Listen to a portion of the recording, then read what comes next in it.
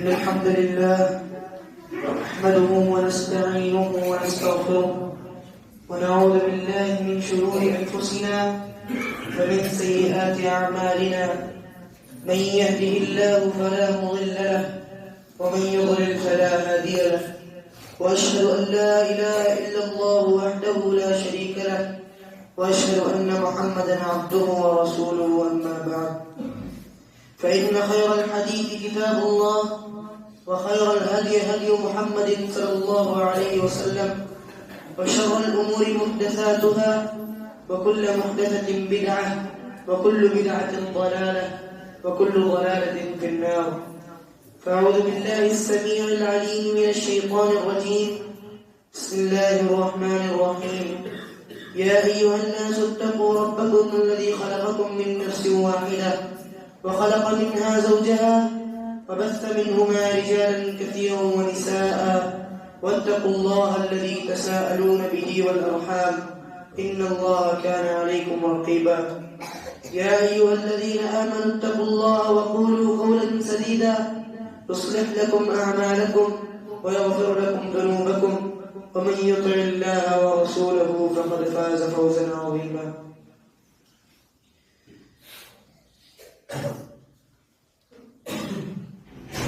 مسلمان بھائیوں اور پردہ نشین ماں اور بہنوں، آج عید الفطر کا دن ہے، بہت ہی خوشی کا دن ہے. آج نہایت خوشی اور مسرت کا دن ہے. اس شخص کے لیے خوشی اور مسرت کا دن ہے جس نے رمضان المبارک کے مکمل روزے رکھے اور بغیر شرعی عذر کے کوئی روزہ نہیں چھوڑا. اسی شخص کے بارے میں رسول اکرم صلی اللہ علیہ وسلم نے ارشاد فرمایا ہے: من صام رمضان ایمانا واحتسابا غفر له ما تقدم من ذنبه. جس نے حالت ایمان میں اور اللہ سے حصول ثواب کی نیت سے رمضان المبارک کے روزے رکھے تو اس کے سابقہ گناہ معاف کر دیے جائیں گے. سامعین کرام، آج کا دن اس آدمی کے لیے یقیناً خوشی کا دن ہے جو ماہ رمضان مبارک میں روزے رکھنے کے علاوہ نماز تراویح بھی پابندی سے پڑھتا رہا، کیونکہ اسی آدمی کے بارے میں اللہ کے رسول صلی اللہ علیہ وسلم نے ارشاد فرمایا: من قام رمضان ایمانا واحتسابا غفر له ما تقدم من ذنبه. جس شخص نے ایمان کے ساتھ اور اللہ کی رضا کو طلب کرتے ہوئے رمضان کا قیام کیا، اس کے پچھلے گناہ معاف کر دیے جائیں گے. صیام رمضان اور قیام رمضان کا اہتمام کرنے والے خوش نصیب بھائیوں، پیارے نبی حضرت محمد صلی اللہ علیہ وسلم نے آپ کو مغفرت کی خوشخبری سنائی ہے. آج کا دن یقیناً آپ کے لیے خوشی کا دن ہے کہ آپ نے روزے بھی رکھے اور تراویح بھی پڑھتے رہے. اللہ تعالی ہم سبھی لوگوں کی یہ ساری عبادت کو شرف قبولیت فرمائے، آمین. سامعین کرام، آج اس شخص کے لیے وہ شخص کو یقیناً شادہ اور فرحہ ہونا چاہیے جس نے لیلۃ القدر کی عبادت کا ثواب حاصل کرنے کے لیے آخری عشرہ کی تاک راتوں میں جدوجہد اور خصوصی طور پر ان راتوں میں قیام کیا، کیونکہ رسول اکرم صلی اللہ علیہ وسلم نے اس کے بارے میں فرمایا ہے: من قام لیلۃ القدر ایمانا واحتسابا غفر له ما تقدم من ذنبه. جس شخص نے ایمان کے ساتھ اور طلب اجر و ثواب کی خاطر لیلۃ القدر کا قیام کیا، اس کے لیے سابقہ گناہ معاف کر دیے جائیں گے. یہ دن اس شخص کے لیے عید کا دن ہے جس نے رمضان مبارک میں سچی توبہ کی اور اللہ تعالیٰ کی رضا حاصل کر لی. آج کا دن مسرت اور شادمانی کا دن ہے اس شخص کے لیے جس نے رمضان المبارک کا مہینہ پایا اور اللہ تبارک و تعالی سے اپنے گناہوں کے اوپر پردہ ڈلوا لیا، اپنے گناہوں کو معاف کروا لیا، اور وہ شخص یقیناً بد نصیب ہے اور بڑا ہی محروم ہے جس نے رمضان المبارک جیسا عظیم مہینہ پا کر بھی اپنے گناہوں پہ پردہ، اپنے گناہوں کو معاف نہیں کروا سکا۔ ایک شخص عید کے دن امیر المؤمنین حضرت علی بن ابی طالب رضی اللہ عنہ کی خدمت میں حاضر ہوا تو دیکھا کہ آپ خشک روٹی اور زیتون کھا رہے تھے۔ اس نے کہا امیر المؤمنین، اور عید کے دن، عید کے روز یہ خشک روٹی؟ حضرت علی رضی اللہ عنہ نے فرمایا اے شخص، عید کا دن اس کی نہیں ہوتی جس نے نیا لباس پہنا اور عمدہ کھانا کھائے، عید بلکہ اس کی ہوتی ہے جس کے روزے قبول کر لیے گئے ہیں، جس کا قیام قبول ہو گیا، جس کے گناہ معاف کر دیے گئے، اور جس کی جد و جہد کی قدر کی گئی، اور یہی اصل عید ہے۔ اور ہمارے لیے آج کا دن بھی عید ہے، کل کا دن بھی عید ہی ہوگا، اور ایسا دن جس دن ہم اللہ تبارک و تعالی کی نافرمانی نہیں کرتے ہیں، وہ دن بھی ہمارے لیے عید ہے۔ اسی طرح عمر بن عبد العزیز رحمہ اللہ کہتے ہیں عید اس کی نہیں جو عمدہ لباس پہنے، بلکہ عید تو اس کی ہے جو قیامت کے دن سے ڈرتا ہے۔ برادران اسلام،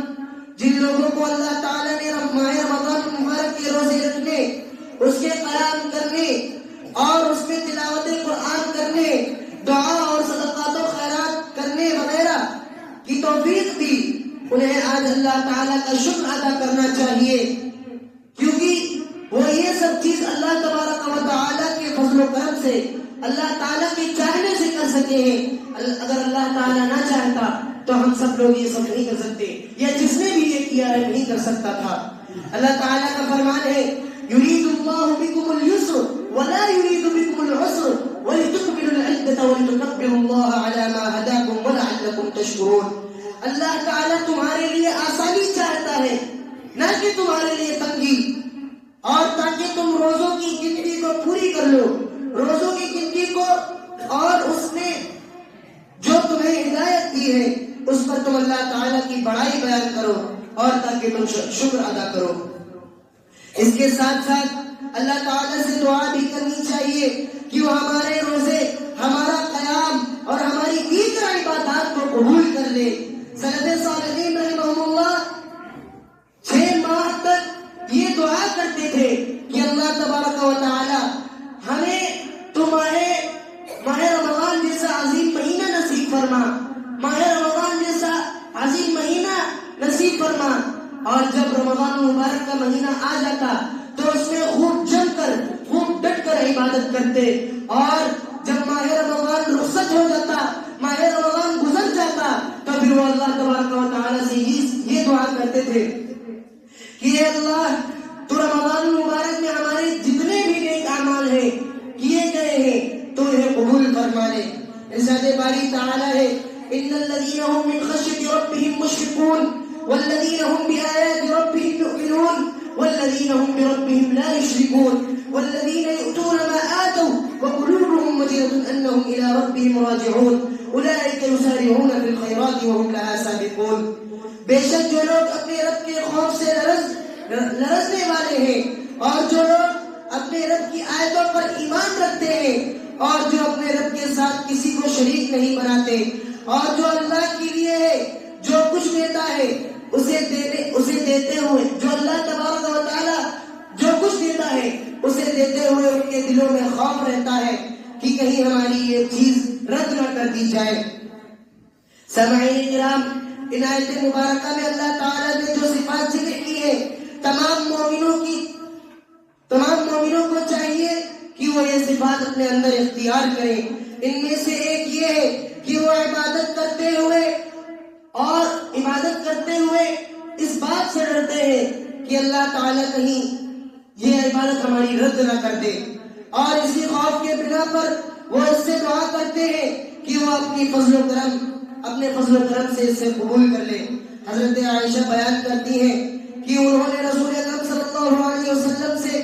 اس آیت والذین یؤتون ما آتوا وقلوبهم وجلہ کے بارے میں پوچھا کہ کیا اس سے مراد وہ ہے جو لوگ شراب نوشی اور چوری کرتے ہیں؟ تو آپ صلی اللہ علیہ وسلم نے فرمایا نہیں، اے صدیق کی بیٹی نہیں، اس سے مراد وہ نہیں ہے، بلکہ اس سے مراد وہ لوگ ہیں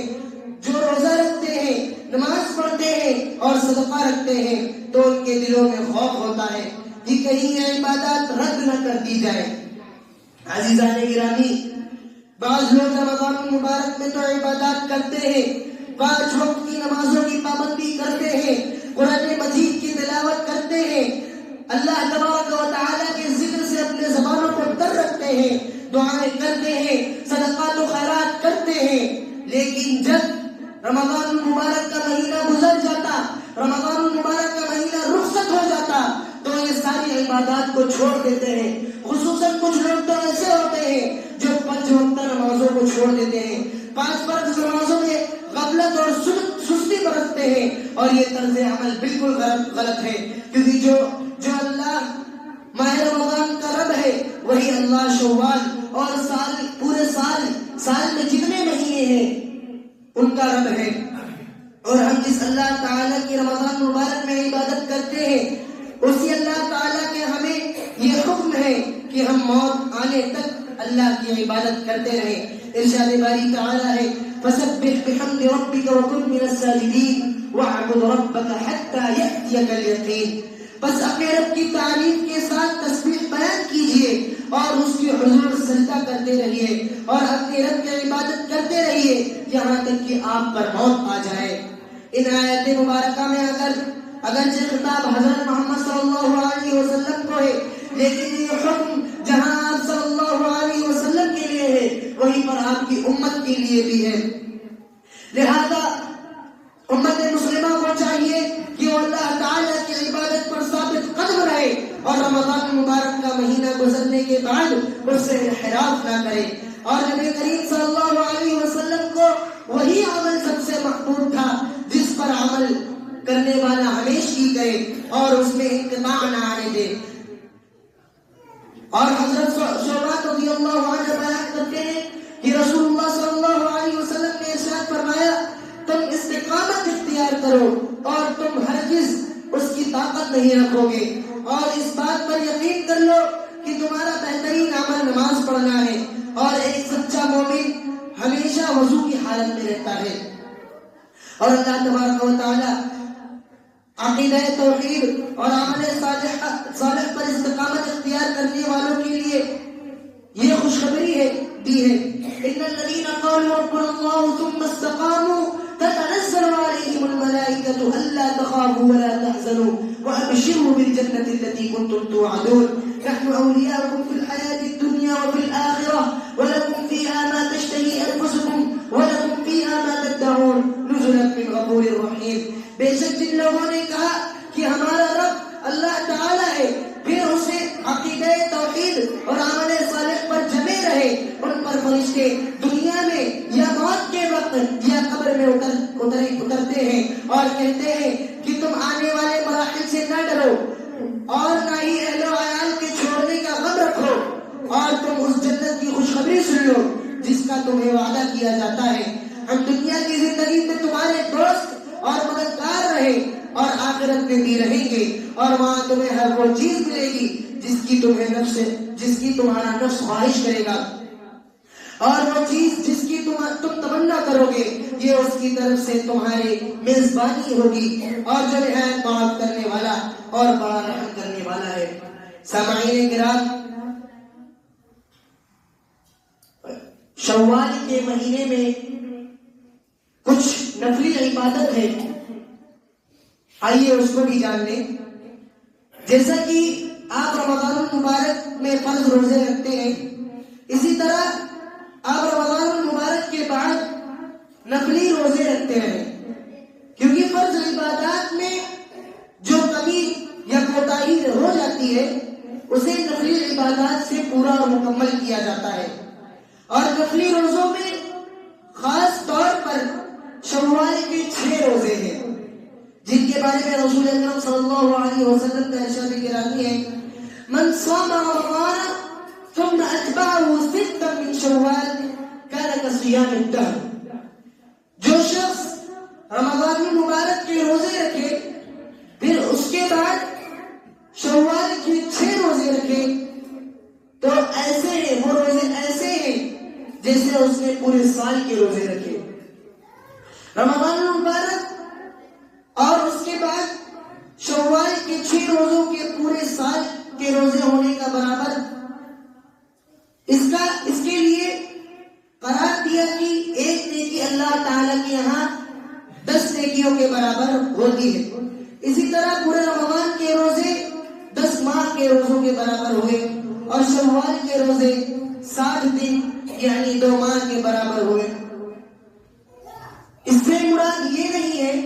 کہ شوال کے روزے پہلے رکھ لیے جائیں، اور اگر ہم میں سے کسی شخص کا شرعی عذر کی وجہ سے فرض روزہ چھوٹ گیا ہے تو وہ بعد میں اسے رکھیں۔ ایسا نہیں، پہلے آپ جو شرعی روزہ آپ کا شرعی عذر پر آپ کا فرض روزہ چھوٹا ہے اسے مکمل کر لیں، پھر اس کے بعد شوال کے 6 روزے رکھیں۔